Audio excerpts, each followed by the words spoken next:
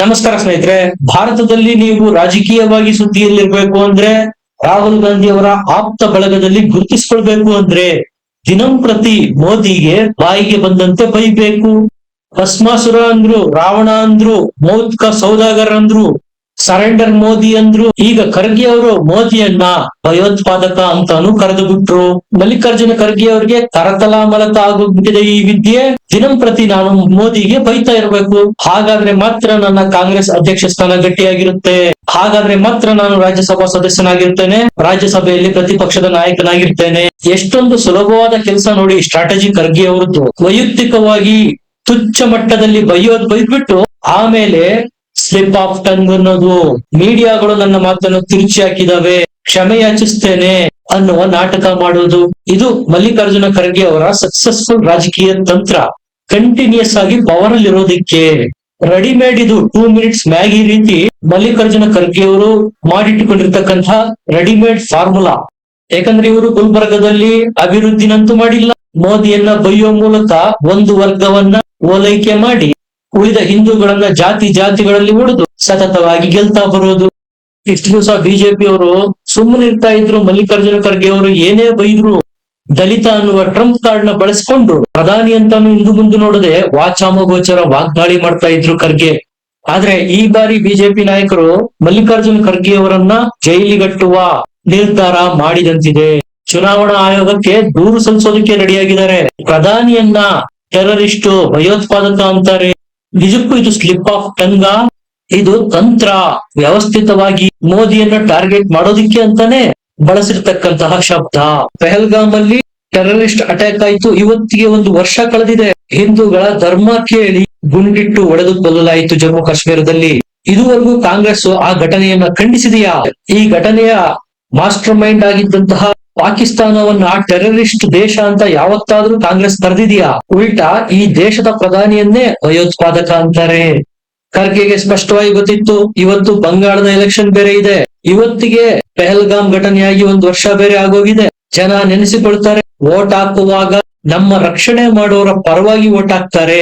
ಏನಾದ್ರೂ ಒಂದು ಎಡವಟ್ ಮಾಡ್ಬೇಕಲ್ಲ, ದಿಕ್ಕು ತಪ್ಪಿಸೋ ಹೇಳಿಕೆ ಕೊಡ್ಬೇಕಲ್ಲ, ಆಗ ಒಳದಿದ್ದೆ ಪ್ರಧಾನಿಯನ್ನೇ ಭಯೋತ್ಪಾದಕ ಅಂದ್ಬಿಟ್ರೆ ಇದೆಲ್ಲ ವ್ಯವಸ್ಥಿತ ಷಡ್ಯಂತ್ರ. ಒಂದು ಸಮುದಾಯದ ವೋಟ್ ಬ್ಯಾಂಕ್ ಅನ್ನ ಓಲೈಕೆ ಮಾಡೋದಕ್ಕೆ, ಅವರ ವೋಟ್ ಅನ್ನ ಪಡೆಯೋದಿಕ್ಕೆ. ಇದೇ ರಾಹುಲ್ ಗಾಂಧಿ ಅವರು ಸಂಸತ್ತಲ್ಲಿ ನಿಂತು ಬಾಲಕೋಟ್ ಘಟನೆಯನ್ನ, ಪೆಹಲ್ಗಾಮ್ ಘಟನೆಯನ್ನ ಜಾದು ಅಂತಾರೆ. ಆಪರೇಷನ್ ಸಿಂಧೂರನ ಅಣಕ ಮಾಡ್ತಾರೆ. ನಮ್ಮ ಫೈಟರ್ ಜೆಟ್ಗಳು ಎಷ್ಟು ಬಿತ್ತು ಲೆಕ್ಕ ಕೊಡಿ ಅಂತ ಕೇಳ್ತಾರೆ. ಪಾಕಿಸ್ತಾನ ಭಾಷೆನಲ್ಲಿ ಮಾತಾಡ್ತಾರೆ. ಮೈಂಡ್ ಅಲ್ಲಿ ಫಿಕ್ಸ್ ಮಾಡ್ಕೊಂಡಿದೆ ಕಾಂಗ್ರೆಸ್. ಒಂದು ವರ್ಗದ ಅಲ್ಪಸಂಖ್ಯಾತ ವೋಟ್ ಗಳನ್ನ ಕ್ರೋಢೀಕರಣ ಮಾಡೋದಕ್ಕೆ ಆಪರೇಷನ್ ಸಿಂಧೂರನ ಫೇಕ್ ಅಂದು ಆಪರೇಷನ್ ಸಿಂಧೂರ ಮಾಡಿರೋ ಮೋದಿಯನ್ನ ಭಯೋತ್ಪಾದಕ ಅನ್ನೋದು. ಸಂದೇಶ ಕೊಡೋದು ಕೊಟ್ಟು ನಾನು ಮೋದಿಯನ್ನ ಭಯೋತ್ಪಾದಕ ಅಂದಿಲ್ಲ, ನನ್ನ ಮಾತನ್ನ ತಿರುಚಲಾಗಿದೆ, ಟ್ಯಾಕ್ಸ್ ಟೆರರಿಸಮು, ಆ ಟೆರರಿಸಮು, ಈ ಟೆರರಿಸಮು ಅಂತ ಸಮಜಾಯಿಷಿ ಕೊಡೋದಕ್ಕೆ ಪ್ರಯತ್ನ ಮಾಡ್ತಾರೆ ಮಲ್ಲಿಕಾರ್ಜುನ ಖರ್ಗೆ ಅವರು. ಸ್ಪಷ್ಟ ಇತ್ತು ಸಂದೇಶ. ನೋಡಿ, ನಾನು ಮೋದಿಯನ್ನೇ ಟೆರರಿಸ್ಟ್ ಅಂದ್ಬಿಟ್ಟೆ, ನಿಮ್ಮ ಓಟ್ಗಳೇನಿದ್ರು ನನಗೇ ಬರಬೇಕು ಅಂತ ಅಲ್ಪಸಂಖ್ಯಾತ ಸಮುದಾಯಕ್ಕೆ ಸಂದೇಶ ಕೊಟ್ಟಿದ್ದು. ಖರ್ಗೆ ಅವರು ಮೋದಿಯನ್ನ ಯಾಕೆ ತೆಗಳ್ತಾರೆ ಗೊತ್ತಾ? ಪ್ರಧಾನಿ ಮಾಡಿರ್ತಕ್ಕಂತಹ ಆಂಟಿ ಟೆರರಿಸ್ಟ್ ಆಪರೇಷನ್ಗಳು. ಖರ್ಗೆ ಮೋದಿಯನ್ನ ತೆಗಳೋದು ಯಾಕೆ ಅಂದ್ರೆ ಯಾವಾಗ್ಲೂ ಮೋದಿ ಅಕ್ರಮ ಬಾಂಗ್ಲಾದೇಶಿಗಳನ್ನ ಹೊರ ಹಾಕೋ ಬಗ್ಗೆ ಮಾತಾಡ್ತಾರೆ. ಖರ್ಗೆ ಮೋದಿಗೆ ಯಾಕೆ ಬೈತಾರೆ ಅಂದ್ರೆ ಇದೇ ಮೋದಿನೇ ಆರ್ಟಿಕಲ್ 370 ರದ್ದು ಮಾಡಿದ್ದು. CAA NRC ಏಕರೂಪ ನಾಗರಿಕ ಸಂಹಿತೆ ಜಾರಿ ಮಾಡೋದಕ್ಕೆ ಪ್ರಯತ್ನ ಮಾಡ್ತಾರೆ. ಹಿಂದೂಗಳ ಓಟ್ಗಳಂತೂ ಬರೋದಿಲ್ಲ ಈಗ ಕಾಂಗ್ರೆಸ್ಗೆ. ಅಲ್ಪಸಂಖ್ಯಾತ ಓಟ್ಗಳನ್ನಾದ್ರೂ ಪೋಲರೈಸೇಷನ್ ಮಾಡೋಣ ಅಂತ ವೈಯಕ್ತಿಕವಾಗಿ ವಾಚಾಮಗೋಚರ ಪ್ರಧಾನಿ ಅನ್ನೋದೇ ಬಾಯಿಗೆ ಬಂದಂತೆ ಮಾತಾಡ್ತಾರೆ ಮಲ್ಲಿಕಾರ್ಜುನ ಖರ್ಗೆ ಅವರು. ಇದೇ ಕಾಂಗ್ರೆಸ್ನ UPA ಸರ್ಕಾರ ಇದ್ದಾಗ ಮುಂಬೈ ಅಟ್ಯಾಕ್ ಆಯ್ತು, 106 ಜನ ಸಾವಾಯ್ತು. ಸೇನಾ ಮುಖ್ಯಸ್ಥರು ಪ್ರಧಾನಿ ಬಳಿಗೆ ಬಂದು ನಾವು ಸನ್ನದ್ಧವಾಗಿದ್ದೇವೆ, ನೀವು ಆರ್ಡರ್ ಕೊಡಿ ಸಾಕು, ಪಾಕಿಸ್ತಾನಕ್ಕೆ ಪಾಠ ಕಲಿಸ್ತೇವೆ ಅಂತ ಮನವಿ ಮಾಡ್ತಾರೆ. ಆದ್ರೆ ಆಗಿನ ಕಾಂಗ್ರೆಸ್ ಸರ್ಕಾರ ಸುತಾರಾಮ್ ಒಪ್ಪಲ್ಲ. ಯಾಕಂದ್ರೆ ಟೆರರಿಸ್ಟ್ ಗಳನ್ನ ಭಯೋತ್ಪಾದಕರು ಅಂತ ಒಪ್ಕೊಳ್ಳೋದಕ್ಕೆ ಸಿದ್ಧ ಇಲ್ಲ ಇವರು. ಪಾಕಿಸ್ತಾನದ ಮೇಲೆ ಆಕ್ಷನ್ ಮಾಡಿದ್ರೆ ಎಲ್ಲಿ ಭಾರತದ ಮುಸಲ್ಮಾನರು ಸಿಟ್ಟಾಗ್ಬಿಡ್ತಾರೋ, ನಮಗೆ ಎಲ್ಲಿ ಅವರ ವೋಟ್ ಬೀಳಲ್ವೋ ಅನ್ನೋ ಆತಂಕ ಕಾಂಗ್ರೆಸ್ದು. ಆದ್ರೆ ಈಗಿರೋದು ಮೋದಿ ಸರ್ಕಾರ. ಊರಿ ಘಟನೆ ಆದ್ರೆ ಸರ್ಜಿಕಲ್ ಸ್ಟ್ರೈಕ್ ಮಾಡುತ್ತೆ, ಬಾಲಾಕೋಟ್ ಆದ್ರೆ ಏರ್ ಸ್ಟ್ರೈಕ್ ಮಾಡುತ್ತೆ ಪಾಕಿಸ್ತಾನದ ಮೇಲೆ. ಪೆಹಲ್ಗಾಮ್ ನಂತಹ ಘಟನೆ ಆದ್ರೆ ಆಪರೇಷನ್ ಸಿಂಧೂರ ಮಾಡುವ ಮೂಲಕ ಡಜನ್ಗೂ ಹೆಚ್ಚು ಪಾಕಿಸ್ತಾನದ ಏರ್ ಬೇಸ್ ಗಳನ್ನ ನಾಶ ಮಾಡುತ್ತೆ ಭಾರತ. ಸಹಜವಾಗಿ ಇದನ್ನ ಅರಗಿಸಿಕೊಳ್ಳೋದಕ್ಕೆ ಹೇಗೆ ಸಾಧ್ಯ ಖರ್ಗೆ ಅವರಿಗೆ? ಪಾಕಿಸ್ತಾನವನ್ನ ಟೆರರಿಸ್ಟ್ ದೇಶ ಅನ್ನುವ ಬದಲು ಉಲ್ಟಾ ಪ್ರಧಾನಿ ಮೋದಿಯನ್ನೇ ಟೆರರಿಸ್ಟ್ ಅಂತಾರೆ. ಆಪರೇಷನ್ ಸಿಂಧೂರದಲ್ಲಿ ಪಾಕಿಸ್ತಾನದ 12ಕ್ಕೂ ಹೆಚ್ಚು ಏರ್ಬೇಸ್ ಗಳನ್ನ ಉಡಾಯಿಸಿತು ಭಾರತ. ಅದರ ಸ್ಯಾಟಲೈಟ್ ಇಮೇಜ್ ಗಳನ್ನ ಇಡೀ ಪ್ರಪಂಚಕ್ಕೆ ಕೊಡ್ತು. ಆದ್ರೆ ಕಾಂಗ್ರೆಸ್ ಮತ್ತು ಖರ್ಗೆಯವರು ಆಪರೇಷನ್ ಸಿಂಧೂರನ್ನೇ ನಾಟಕ ಅಂತಾರೆ. ನಮ್ಮ ಎಷ್ಟು ಫೈಟರ್ ಜೆಟ್ಗಳು ಬಿತ್ತು ಹೇಳಿ, ಲೆಕ್ಕ ಕೊಡಿ ಅಂತ ಕೇಳ್ತಾರೆ. ಅಂದ್ರೆ ಇವರು ಭಾರತದ ಪರವಾಗಿ ಇದಾರಾ, ಪಾಕಿಸ್ತಾನದ ಪರವಾಗಿ ಇದಾರಾ? ಅನುಮಾನಗಳು ಮೂಡೋದು ಸಹಜ.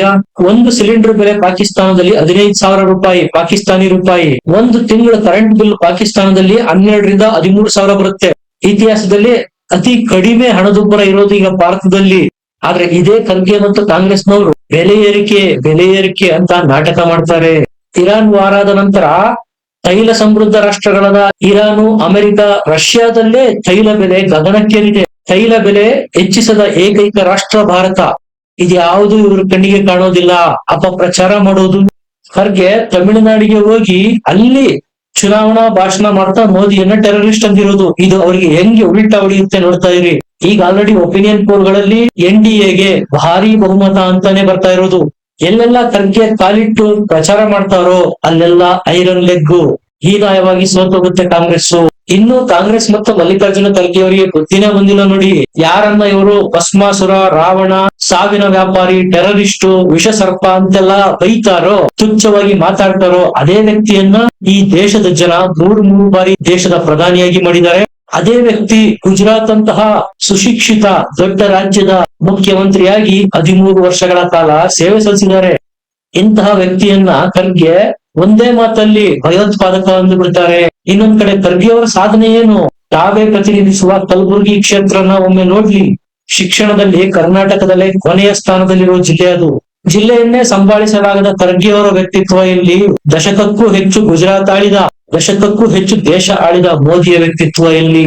ಕೇವಲ ರಾಜಕೀಯವಾಗಿ ದ್ವೇಷ ಮಾಡೋದಿಕ್ಕೆ ಪ್ರಜಾಪ್ರಭುತ್ವ ಇದು, ವಾಕ್ ಸ್ವಾತಂತ್ರ್ಯ ಇದೆ, ದಲಿತ ಕಾರ್ಡ್ ಇದೆ ಅಂತ ಬಾಯಿಗೆ ಬಂದಂತೆ ಮಾತಾಡೋದ?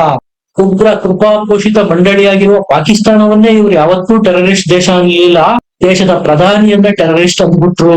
ಗುಜರಾತಿಗಳು ಅನಕ್ಷರಸ್ಥರು, ಕೇರಳದವರು ಬುದ್ಧಿವಂತರು ಅಂತಾರೆ. ಯಾಕಂದ್ರೆ ಕೇರಳದವರು ಮಾತ್ರ ಇವ್ರು ವೋಟ್ ಹಾಕೋದು. ಗುಜರಾತಿಗಳು ಹೀನಾಯವಾಗಿ ಸೋಲಿಸ್ತಾ ಬಂದಿದ್ದಾರೆ. ಯಾರನ್ನ ಇವರು ಅಕ್ಷರಸ್ಥರು, ಅನಕ್ಷರಸ್ಥರು ಅಂತ ಸರ್ಟಿಫಿಕೇಟ್ ಕೊಡ್ತಾರೋ ಇವರೇ ಪ್ರತಿನಿಧಿಸುವ ಕ್ಷೇತ್ರ ಅವರದ್ದೇ ರಾಜ್ಯದಲ್ಲಿ ಶಿಕ್ಷಣದಲ್ಲಿ ಕೊನೆಯ ಸ್ಥಾನದಲ್ಲಿದೆ. ಯಾರಿಗ್ ಬೇಕು ಇವರ ಸರ್ಟಿಫಿಕೇಟು? ಭೂತದ ಬಾಯಲ್ಲಿ ಭಗವದ್ಗೀತೆ. ಯಾವ್ದಾದ್ರು ಒಂದು ವಿಚಾರ ಮಾತಾಡೋದಕ್ಕೂ ಮುಂಚೆ ಇದರಲ್ಲಿ ತೂಕ ಇದೆಯಾ, ಅದನ್ನ ನಾನು ಮಾತಾಡೋದಕ್ಕೆ ಅರ್ಹನಿದ್ದೇನಾ, ಇಷ್ಟನ್ನ ನೋಡಿದ್ರೆ ಸಾಕು ಗೊತ್ತಾಗ್ಬಿಡುತ್ತೆ. ಆದ್ರೆ ಖರ್ಗೆ ಅವರಿಗೆ ಯುವರಾಜ ರಾಹುಲ್ ಗಾಂಧಿ ಅವರನ್ನ ಓಲೈಕೆ ಮಾಡ್ಬೇಕು, ರಾಜ್ಯಸಭಾ ನಾಯಕನ ಸ್ಥಾನ, ಅಧ್ಯಕ್ಷನ ಸ್ಥಾನ ಉಳಿಸಿಕೊಳ್ಬೇಕು. ಹಾಗಾಗಿ ಮೋದಿ ಮತ್ತು ಯೋಗಿ ಮೇಲೆ ವೈಯಕ್ತಿಕ ದಾಳಿ ಮಾಡಬೇಕು. As simple as it is. ಈ ವ್ಯಕ್ತಿ ಬರೀ ದ್ವೇಷದ ಭಾಷಣವನ್ನೇ ಮಾಡೋದು ನೋಡಿ. ಅದನ್ನೇ ಚಾಳಿಯಾಗಿಸಿಕೊಂಡ್ಬಿಟ್ಟಿದಾರ. ಅಸ್ಸಾಂ ಅಲ್ಲಿ ಹೋಗಿ ವಿಷ ಸರ್ಪ, ಹಿಂದೂಗಳನ್ನು ಕೊಂದು ಬಿಡಿ, ಇನ್ನೊಂದು ಸಮುದಾಯಕ್ಕೆ ಸುಪಾರಿ ಕೊಡೋ ರೀತಿ ಮಾತಾಡ್ತಾರೆ ಮಲ್ಲಿಕಾರ್ಜುನ ಖರ್ಗೆ ಅವರು. ಪೆಹಲ್ಗಾಮ್ ಘಟನೆಯನ್ನ ಟೆರರಿಸ್ಟ್ ಅಟ್ಯಾಕ್ ಇದು, ಭಯೋತ್ಪಾದಕರ ದಾಳಿ ಇದು ಅಂತ ಇದುವರೆಗೂ ಕಾಂಗ್ರೆಸ್ ಕರೆದಿಲ್ಲ ನೋಡಿ. ಉಲ್ಟಾ ಸೇನೆಯನ್ನೇ ಬೈಯೋದು ಭದ್ರತಾ ವೈಫಲ್ಯ, ಸರ್ಕಾರವನ್ನೇ ಬೈಯೋದು ಭದ್ರತಾ ವೈಫಲ್ಯ ಅಂತ. ಹೇಗಿದೆ ನೋಡಿ ಇವರ ಊಸರವಳ್ಳಿ ನೀತಿ. ಭಯೋತ್ಪಾದಕರನ್ನ ಭಯೋತ್ಪಾದಕರು ಅನ್ನಲ್ಲ, ಉಲ್ಟಾ ದೇಶದ ಜನ ಪದೇ ಪದೇ ಆರಿಸ್ತಾ ಇರುವ ಪ್ರಧಾನಿಯನ್ನ ಭಯೋತ್ಪಾದಕ ಅಂತಾರೆ. ನಿಮಗೇನನ್ಸುತ್ತೆ? ಕಮೆಂಟ್ ಮಾಡಿ, ಲೈಕ್ ಮಾಡಿ, ಚಾನೆಲ್ ನ ಸಬ್ಸ್ಕ್ರೈಬ್ ಮಾಡಿ. ಮತ್ತೆ ಸಿಗೋಣ. ನಮಸ್ಕಾರ.